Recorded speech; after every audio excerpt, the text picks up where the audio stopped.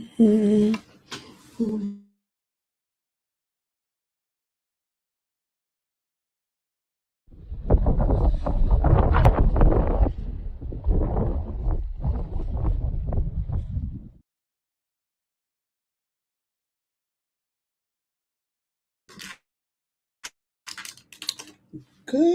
evening, all. I think we're getting ready to start. Good evening, everyone. This is Francesca with the Educators Room. We are live today because we are talking about recapping our biggest news stories in 2026. So before we start, today is December 30th. If you have been following, we have been doing education news, one education news story a day. And so we're here tonight to talk about all of the things that have happened and all of the things that we see. And we want to talk about all these things. So before we start, I want you to make sure that you have put in the chat where you are from. Um, Introduce yourself. Just tell us what area of the country or the world you're coming from, and we will go from there. So we're going to start that, and then we're going to make sure that everything is recording because it's been a minute since we've gone live, and we want to make sure that everybody can see what we're doing and what we have going on. Now, let me ask you guys this. 2025 has been crazy, right? It has been all of the things of all of the things. And it's really been a pretty pivotal year for education. We have a new administration. And so there are things that are going on that we're like, oh my gosh, I did not know that this was a thing. So before we start, where are you coming from? And what was happening in your world in 2025? Now, I'm going to start before we get into like the conversation about the news stories. Let's recap how we ended up here. We know that in January, the United States swore in a new president of the United States, Donald J. Trump, this is actually his second term. And one of the things that we kind of knew starting in October of 2024, maybe late fall, we knew here at the Educators Room and for our subscribers, we knew based on some of the talk about what was happening in that was going to be in Project 2025 and on the agenda for the conservative movement, we knew some of these things would happen. And so we started very early kind of talking about some of the things that we knew was going to happen and what we were anticipating this administration would do based on what they had campaigned on. So January comes and we get a new education secretary. And let's start with Linda McMahon. And let's talk about this story because this story was a lot. People had a lot of opinions, and I'm going to put the story here. For those of you, oh, thank you guys. I see on Instagram, somebody said they're watching from Dallas. Hey guys. Somebody else is from Dubai. Oh my gosh, it's like daytime in Dubai. I see somebody in South Africa. Okay. So we just have everybody from everywhere. Wow, this is crazy. Okay. Continue to put where you're from, continue to tell us all of the things that you are seeing and are doing. And we love that. So we love it. So just go ahead and tell us where you're from or whatnot. I'm watching from my other app so I can see the comments on that. So we knew Linda McMahon was going to be she was going to be the education secretary. And there have been lots of talk about who it could possibly be. But once we found out it was Linda McMahon, there were a lot of just conversations about what she would bring, what she would not bring, what was her strong suit, was she going to be good for education? And if you didn't know, Linda McMahon, I can't talk, I almost called her McMahon. She comes from the WWE conglomerate, her and her husband. For those of you who are big wrestling fans, you knew her name, you knew who she was. And that is who President Trump picked for his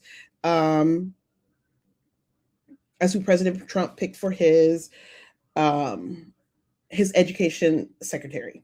Now, let me say this. It has been, it is. There has been a lot of things that have been happening from on her watch. So one of the first things that she did when she got into this role was that she started to from the push from President Trump and his staff was to dismantle the Department of Education. And with that came so many news stories, so many things that are happening. And for those of you who do not know kind of what this comes from and why the Department of Education, as an educator, you kind of know, but just the history of the Department of Education and why so many people were against it. So many people did not know what this was for. Why do you have a Department of Education? All of those things. Okay, so hold on. We got more people in the chat. Put where you're from, guys. Put exactly where you're from. Tell us where you're from, where you're watching, and go from there. I'm going to take a second and put that on there because I have a lot of people asking, how can I watch this? Go ahead and come on and watch us this way. Let's see. All right, we see people coming in. We see Texas. We see Argentina. Oh my gosh, there's a lot of people here. So if you're just coming in, tell us where you're from. Tell us what was 2025 like for you. We're about to go over and go through with all of the things that were happening in education news. So go ahead, tell us where you're from. Tell us all the things and go from there. Okay, tell us where you're from. Tell us where you're from. Tell us all those things.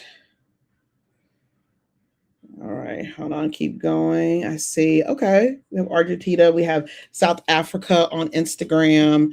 What else do we see? We see, okay, Texas, United States, Texas. Hey, guys. Where else are people from? Keep going.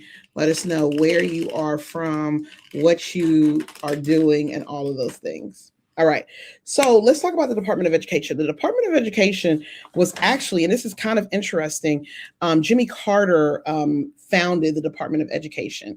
And this was at a time at the end of the Civil Rights Movement. I'm pulling up the article so you guys can see it. He started this at the end of the Civil Rights Movement when he became president, and it was established in 1979, okay? It evolved from the former Department of Health, Education, and Welfare, and what was it meant to do was to centralize federal education efforts and ensure equal access to learning for all. Keep in mind, 1979, you're 10 years, 11 years from the assassination of Dr. Martin Luther King. You've had the Civil Rights Movement, Watergate has happened. All of these things have happened, and there was separate but equal school facilities for Black and white children. In the American South, it was normal for children, especially Black children, or very, very cold, poor children, not to be educated. So these are things that were happening when the Department of Education was created and was founded. Now, I want you to remember that when in 1979, Congress passed the Department of Education Organization Act. This was in October, and it established a new cabinet level department. That's important to know because Congress created it. Only Congress can dissolve it. Okay. Operationally, it did not start until May 4th, 1980. Its focus was equal access research and supporting state local efforts as detailed on the site. Let me give you 3 of the primary goals: equal access to education, regardless of gender, background, race, support and coordinate federal education programs, and improve education quality through research data and information sharing. Okay, so that is important for us to know. A lot of people, we've heard in a lot of these conversations, well, the Department of Education wasn't always a thing. You don't necessarily need it. You have to understand historically where the Department of Education was coming from. Okay. Now, one of the things that it was created, we do know that even before Jimmy Carter signed it into law, And it was one of his top priorities. President Carter recently died, this in 2025, but we want you to know that, okay?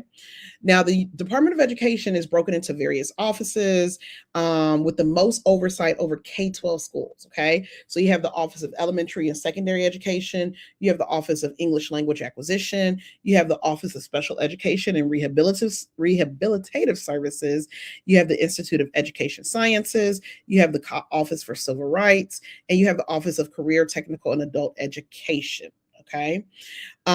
The agency's budget has a variety of grant programs. Two of the largest for K-12 are Title I, which is an $18.4 billion program that sends extra money to schools with high population of low-income students.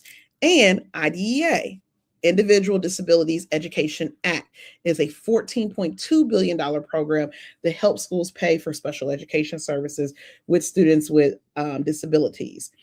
IDEA lays out the requirements. So when we're talking about shutting down the Department of Education, people need to know that these two, grant programs are huge for schools. Okay. So when Linda McMahon came in this year, one of her first things that she kind of talked about was, I'm going to not only demolish the Department of Education, but I'm going to move certain departments into other departments in the government. This was met with a lot of fanfare, a lot of people upset, because since 1980, 45 plus years, this has been a stalemate, a continuing force in that. Okay. The Department of Education, they distribute almost $190 million to schools, and these is approved through 3 acts of Congress.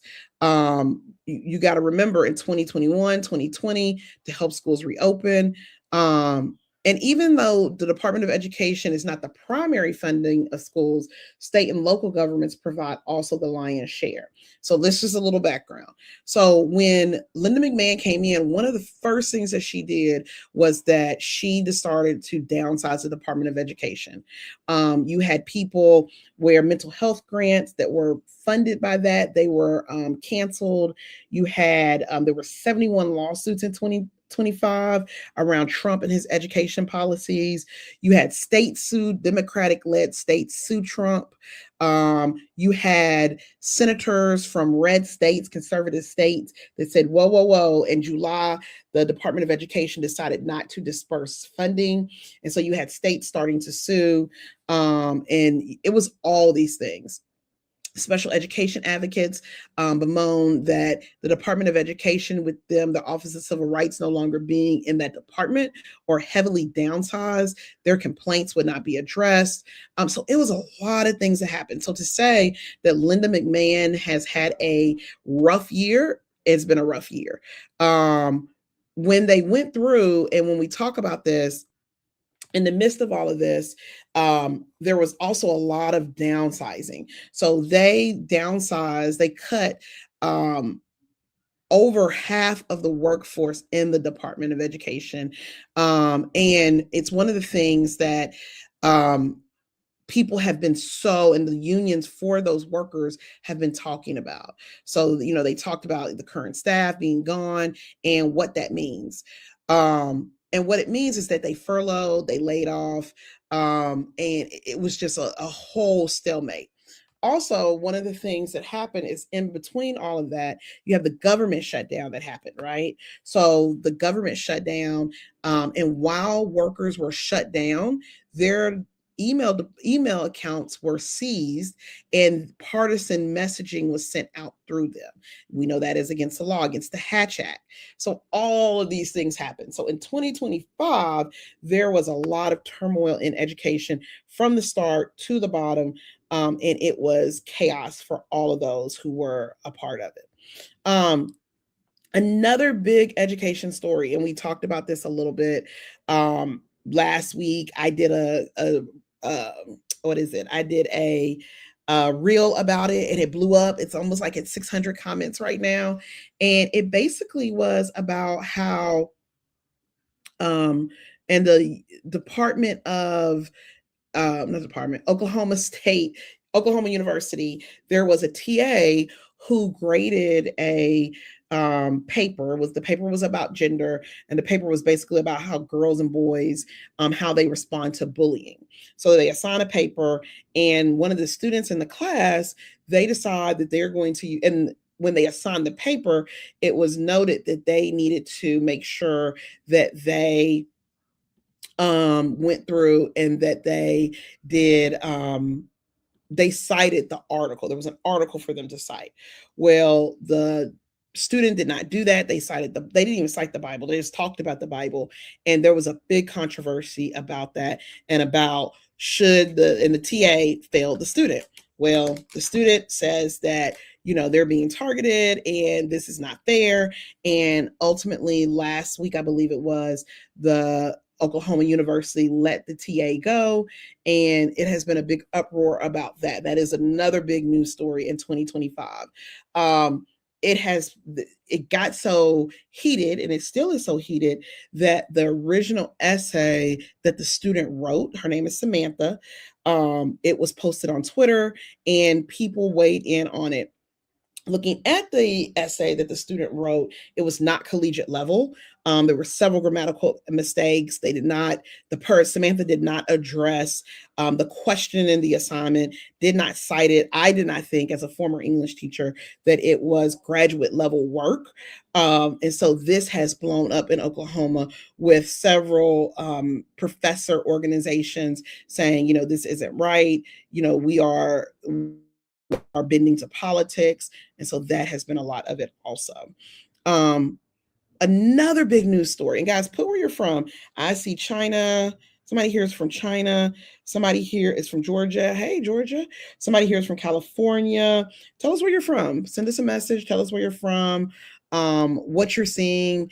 What was your biggest news story that was happening this year? We want to know.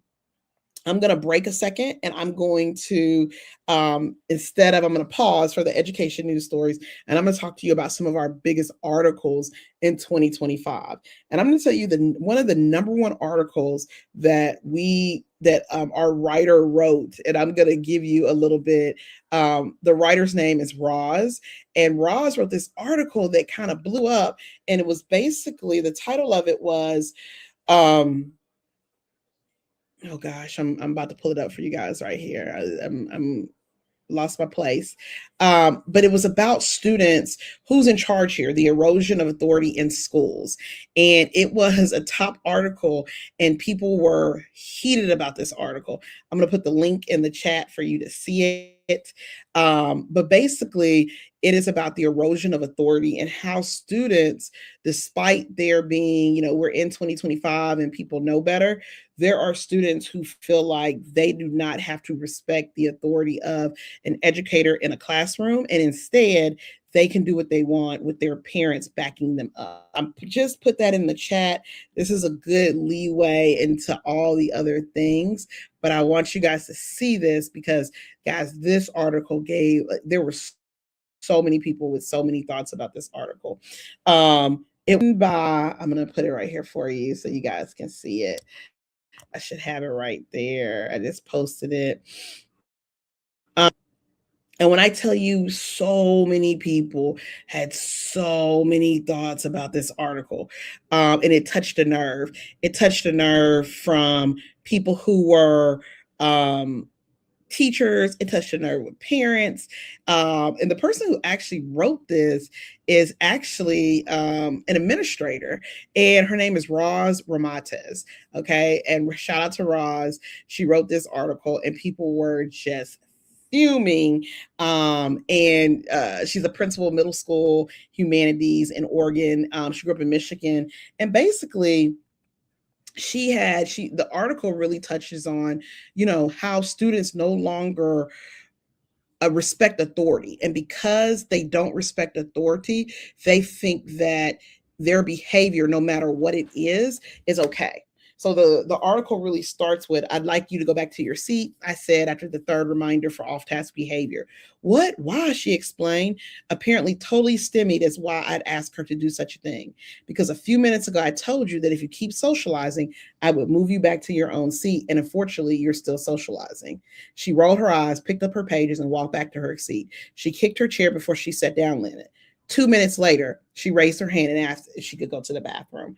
So this article, the erosion, who's in charge here, the erosion of authority in schools, major point, major people have, oh my God, they are just tickled about this. And I'm going to share it for you guys to see, because it is insane the number of comments that we got about this story. And so if you look at some of the comment sections, there are thousands of comments, and the consensus by teachers is that in 2025, most students do not respect authority. And when we say respect authority, meaning that many students feel like they can say and do whatever, and there's no consequences. And if there are consequences, the parents come and get them out of it. So huge story. We've ran it several times. It's on our Facebook page. I put it in the comments if you're looking for it, so you can see it, and you will see just how many people think about that. So, I want to know, like, do you feel like there is an erosion of authority in schools? I see in the comments on Instagram, somebody says, let's see, they said, I'm trying to see what she said. Oh, I lost it. She said basically, it looks like the TA didn't follow a rubric, and that's why they were let go. That's another important thing about the Oklahoma story. So Oklahoma investigated, and they let the TA go because her grading was not consistent with previous papers. So that was one of the things that the student said was, I've turned in other papers and got 100s. That made me even question even more the grading, because as a graduate level student, I don't necessarily think that 100 is applicable for any assignment. And so that's where they let the TA go. And so many people in the comments, people outside of education, are like, no, the teacher's assistant was biased. They didn't like it because they wrote about the Bible.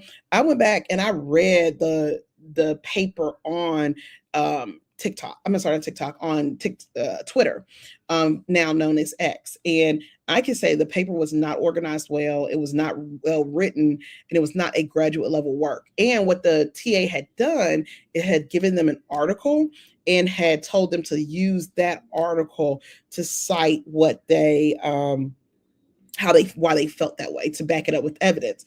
The essay did not do any of those things. Do I think that the TA should have used a rubric? Absolutely, probably should have. But I also think a bigger question is, how is a student getting 100? And 100 implies that the student has mastered everything, gone above and beyond what the assignment is called to do. So we all know in K-12 education, to earn 100 on an essay means that essay needs to be perfect. So that is something for us to think about as we're looking at this story in Oklahoma. I'm sure that the TA right now is probably going to appeal the decision by the University of Oklahoma. The student, I haven't gotten word on if I'm sure she's still a student there, but there have been a lot of conversations about what that looks like. So far, guys, we've covered the Department of Education being downsized with Linda McMahon at the helm. And then we've talked about the Oklahoma University student who question the TA and the controversy there. But let me tell you what else was happening in Oklahoma. And this is something I don't know if people are checking for. The Oklahoma education secretary, and I'm going to give you his name right now. He, this is the top official for education in the state of Oklahoma, who has really made it his mission to not make Oklahoma woke. Now, we all know that is coded language, but this really had been this person's mission. His name was Ryan Walters. He was the Oklahoma State School Superintendent. This is the same man, guys, who implemented Bibles in all public classrooms in the state. He resigned from his office in September. Now, before he resigned, he left a string of just foolishness. Okay. So let's start with in November 2024, the State Department purchased more than 500 Bibles for use in advanced placement government classes. It cost the agency $25,000, and it was a broader plan to provide resources that the state felt like was in line for the Declaration of Independence, the U.S. Constitution, and they then State Superintendent Ryan Walters, he described the initiative of using the Bibles as a historical source as a enhancing students' understanding of American history and culture. And this is his words, not ours. We don't agree with it. But he says, by acting now, Oklahoma is leading the country on a path toward greater focus on academic excellence by providing critical historical, cultural, and literary context for our students. So he did that in October 2024. Fast forward, July 2025. That's not enough. He decides that any educator that's coming from a woke state, and what we took that as is any state that was not Republican led, that they would have to take a test. And the test would evaluate the teacher's knowledge in U.S. civics, constitutional principles, American history, and get this, the biological difference between boys and girls. This is what he referred to. Ryan Walters referred this as an America First approach to classroom instruction. This was decried throughout the nation. Like, what do you mean? Oklahoma is last in education. This is going to keep teachers from wanting to go here. And there was a lot of conversations about what does woke states mean? Is a woke state all because you have a governor that is a Democrat? And so Oklahoma, because there are so many teaching vacancies there, the critics, the unions said it's going to be even harder for us to get people who want to teach in Oklahoma. So Ryan Walters runs this initiative. And so if you are coming from another state that they deem as woke, you will take a test that is questioning you on all of those things. What do y'all think about that? It's insane. Now Ryan wasn't done yet. So Ryan had a very busy 2025 year. So he's put Bibles all in all classroom. The AP US Civics class, AP Government class. He has done a new assessment. But guess what? 2 weeks later, at an Oklahoma Education Board meeting, there was nude images shown on the screen for the meeting that Ryan Walters was leading, and an investigation ensued. Okay. So they did a probe because with the Office of Management Enterprise Services, which oversees human resource matters for the state. That's because at a board meeting in Walters' office, according to the Oklahomian, the newspaper of Oklahoma City, they cited Ryan Deathridge and Becky Carson, who attended the meeting and said they saw naked images of women on TV screen. Okay. And there was a state senator, Adam Pugh, who echoed the need for openness, had many questions. He said this situation further warrants explanation and transparency. Additionally, Superintendent Walters and those making the allegations deserve to be heard and give their side of the story.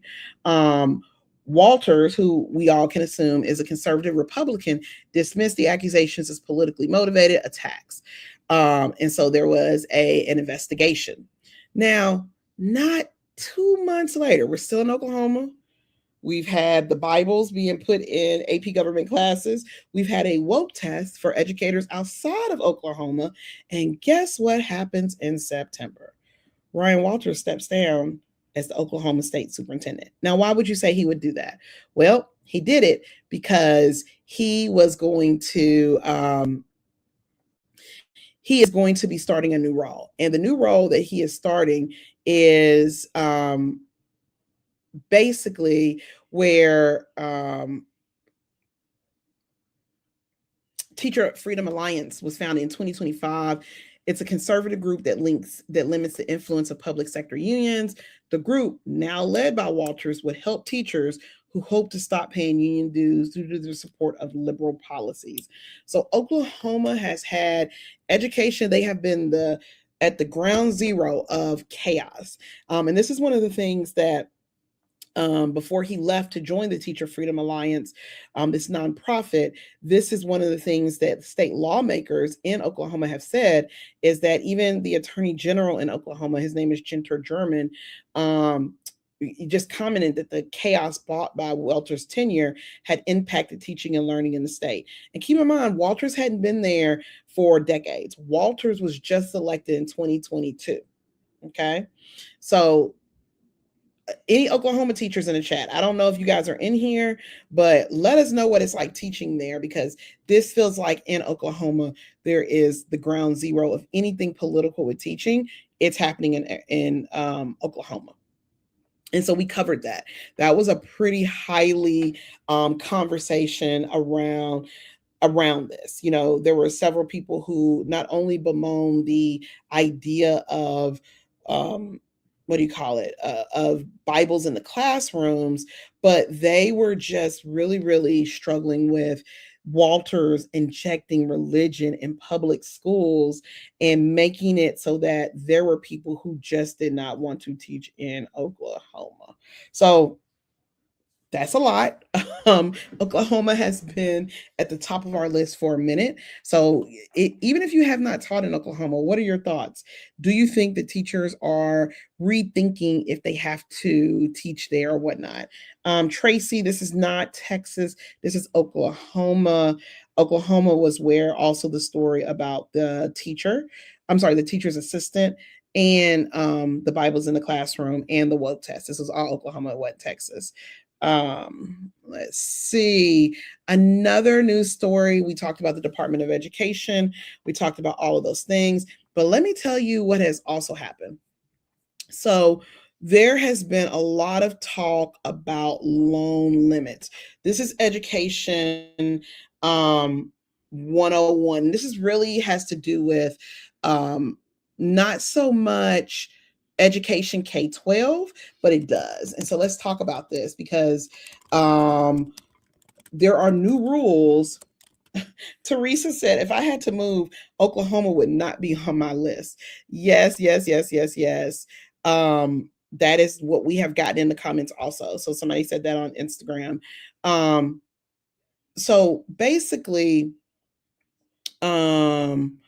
there was a negotiating committee. The next news story is about how the teaching profession and some other professions are not deemed as professional degrees, according to the National Association of Student Financial Aid Administrators, which will limit the graduate degrees that many people get to be educators. Okay, so let's talk about this. A negotiating committee met back in November, December, and they agreed to exclude education, among other programs, from being considered a professional degree. What does that mean? So Republicans this year passed the One Big Beautiful Bill. Please note that it is not going to go into effect until January 1st. Okay. So the term professional degrees traditionally has been used internally by the agency to distinguish programs to qualify for higher student loan limits. Okay. So this means that if I am a doctor, a physical therapist, I could get higher loans. Well, the definition that it applies to student loan limits is where all of the pushback been. So only graduate and doctoral students pursuing professionals under the proposed definition, such as medicine, dentistry, or law, will be eligible for higher federal lending capped at $200,000. Students outside those defined professions will be capped at $100,000 and federal loans for their graduate or doctoral degrees. The new limits would begin in July 2026 for new borrowers, with an annual cap at $20,000 for graduate students and $50,000 per professional students. This does not have to deal with undergraduate students. However, during the 22-23 school year, there were 90,710 bachelor degrees in education conferred, compared to the 143,669 master degrees. This is from the American Association of Colleges for Teacher Education. The doctoral students in education are more likely to borrow near over the proposed 100,000 federal loan cap. Doctoral students in the 75th percentile of borrowers usually take out about 89,000 in cumulative loans, while the 90th percentile take out 115,000. So basically what this means, if you are going to go and get a doctoral degree in education, which for many job roles you need to have, you are no longer able to take out a loan at that time. Okay. And so what a lot of critics said about this is going to lead to fewer candidates, future leaders, future diverse voices, fewer doctoral students, fewer educated and highly prepared educators in our room. And so there have been people who have said, I agree, you should not go in debt to get a degree in education. However, the flip side of that is that teachers don't set the cost to go back to school. And this is not just for teaching, right? This is also for many professions, social workers, physical therapists, occupational therapists, all of these people who work in schools or are mandated reporters. This would impact them. This also impacts nursing. Okay. So there are a lot of people under this. This includes nursing. So if you know you're a nurse and you want to go get your doctoral, or you want to go get things, if you're a physical therapist, if you're a physician's assistant, if you're an audiologist, an architect, an accountant, an educator, a social worker, and nurses, you no longer have access to that higher loan cap. This has been really been making its noise on the ground. There is a period where they will take public comment about this at the start of the year. But this has been just a people are super concerned, because we all know in this field there are a lot of people who don't have the funds to go back to school, and we are missing so many people from this in this field that it will be harder to recruit them. And also to remember about this news story, remember graduate versus professional. So teaching is professional, nursing is all those things we listed are professional, but this is a technical term for loans. Okay. So yes, they're not saying that education is not professional. They're saying they're not going to fund it as they fund a doctor, a lawyer, a dentist. Okay. So if you are thinking about social work, if you're thinking about speech pathology, if you're thinking about nursing, you do not have access to those higher level loans. Okay. There is going to be the lifelong limit would also be all borrowers is 257,000, and that includes any loans from bachelor's. So if a student wanted to pursue a master's in public health and a medical degree or any other combination of degrees from the categories, they would not be able to combine the loan limits to access the $300,000. And so when we talk about this, they are going to very soon, they're going to go through and they are going to have a public comment period on this. This is very important, because this is going to be, you have 30 days to comment on the plan once it's posted to the Federal Register. After the public comment ends, Education Department officials will have to review and respond to the comments before issuing a final rule. However, most experts, they don't expect anything in the proposal to change despite the critiques the Education Department has had. After that, the power is in Congress to make changes to the law, or a new administration could opt to rewrite the definition, but that'll take time. And we know that we have another 3 years in this administration. So that has been a highly big story on our site.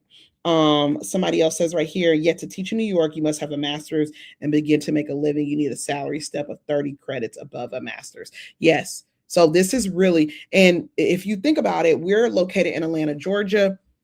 Many teachers, many districts will not even consider you for a role unless you have a master's. If you are, think about the students, we just talked about the Department of Education and how Linda McMahon wants to do away with the department, right?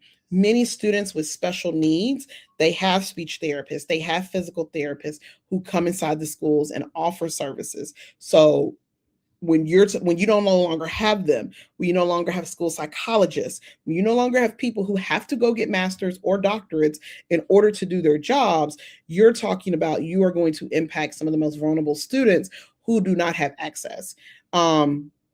Another thing that was a huge news story in 2025 was, for those of you who do not know this, but Medicare, let's say that you have, most school districts get reimbursements from Medicare because they offer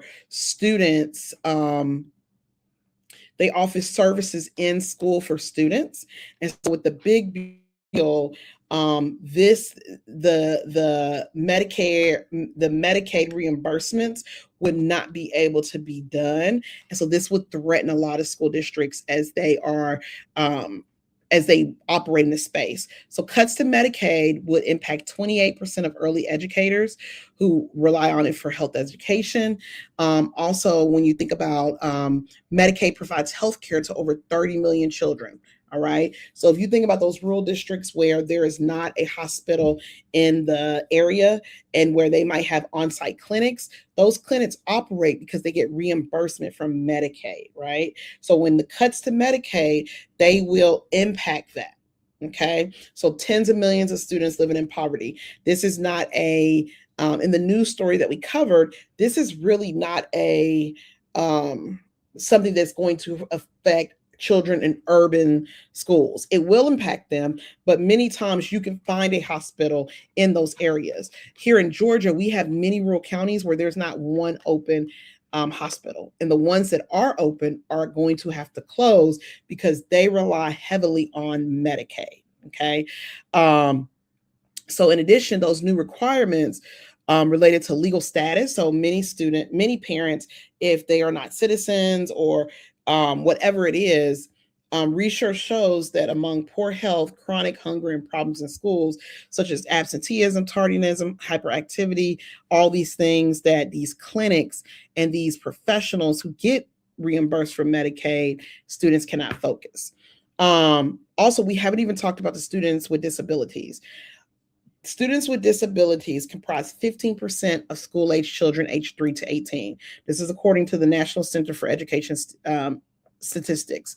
Parents of students with disabilities rely on Medicaid funding to cover services such as therapies for infants and toddlers with developmental delays and assistive technologies for students with hearing and vision impairments. So when you talk about this big beautiful bill that was signed, and it will take effect in January 1st, 2026, this news story really focused on the students who need it most, whether it's the students living in poverty, students with disabilities, they will not have access to the services they once had in school. It's much easier to give a kid a vision test while they're at school, opposed to the parents going in and taking them. So that was really, really, really.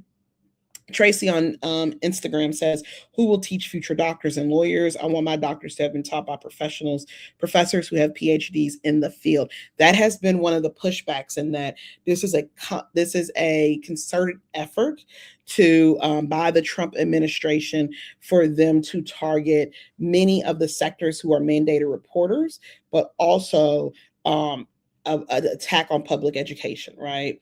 So, and we haven't even talked about SNAP, because SNAP in the big beautiful bill, this was also another big news story for us at the Educators Room, because many educators are teaching students where you have the whole school that gets free lunch. Parents don't have to worry about paying for lunch.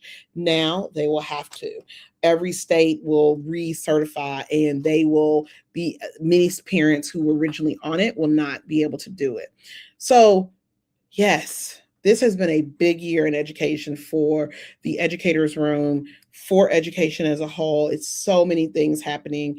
We have several stories just on our end that have been very, very big. We talked about the erosion of authority in that article and how people were just upset. We talked about the Oklahoma University But we also had another really big article. This was really, really good. And for those English teachers, this one's about is your teaching experience an abusive relationship. This was a really good article that people continue to go through. And really, it was about, we know that domestic violence is serious, but there are a lot of teachers who are being abused, and it feels like an abusive relationship. We also had a really great story, really an ode to Oedipus, called Oedipus Rex. Wrecked. I almost called it Oedipus Rex, where they talked about, a reflection on a champion teacher.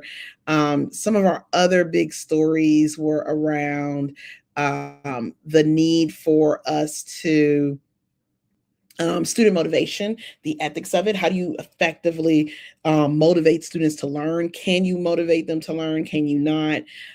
We also had a really big article around this idea of making student 504s and the lawsuit that was filed around that. So this was a really big year for a lot of things that were happening in education. So what's next? What's next, guys, is that we continue to report on all things education. Oh, I didn't even talk about the huge news stories out of Chicago, out of Memphis, out of North Carolina, out of Appalachia, out of Colorado, ICE. That it was a huge story, and how I'll just use Chicago as an example, where educators really mobilized to protect the students in those communities. We had a huge article, Finding Peace for Immigrant Communities in the Era of ICE, where really a teacher talked about how she was in Chicago, how she was having students who were on their way to school being kidnapped by ICE, who were American citizens, and nobody knew where they were for days. The flip side of that is also that students were coming home from school with no idea where their parents are. And so the community really is setting up, making sure that they are taking care of those children. Huge story. And it's honestly, none of these stories have hit a period. This is just a continuing semicolon of all the things that happened in 2025. The first 365 days of the Trump administration, we expect for it to get worse in the second year of it. We have a new segment. It is called News You Need to Know, education news that you need to know. Every day we record a video of the one news story that we are talking about and we want to have conversations about. Please like, share. We have 3 other podcasts that are coming out this year, each quarter. The second podcast will come out in March. We will have one that comes out in June. We will have one that comes out in September. And we have another one that'll come out in December of this next year. So what are we doing here at the Educators Room? We are continually reporting on all things education. On January 1st, now you guys know, last year we did something that was pretty scary. And we did an open call for the top educators in the world.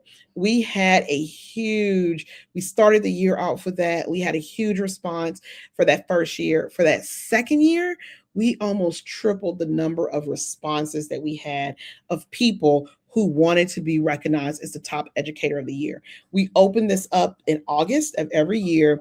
We kept it open for 60 days. And in those 60 days, we got 543 people who applied to be a trailblazing educator. They're from all over the world, as far as South Africa, all the way to Oregon.